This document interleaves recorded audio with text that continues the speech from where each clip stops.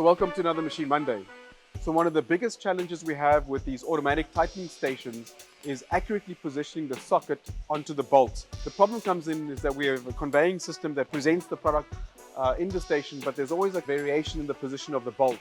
So automatically programming the robot to go to a fixed position becomes a challenge. That's why we've introduced the product, a pretty innovative product from a company called SENSOPART. What this camera does is it goes and detects the position of the bolt and sends updated coordinates to the robot to position the bolting tool socket in the right place. That allows a fair amount of variation of the position of the bolt inside a station, but also allows us to automatically tighten these bolts. Check it out.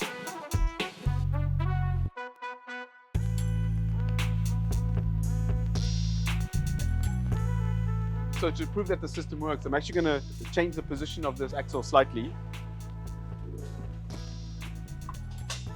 And now I've moved it probably 4 or 5 millimeters. So let's see how the system responds.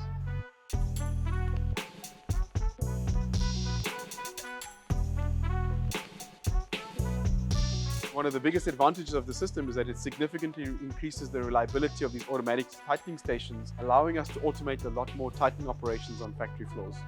Here's another Machine Monday.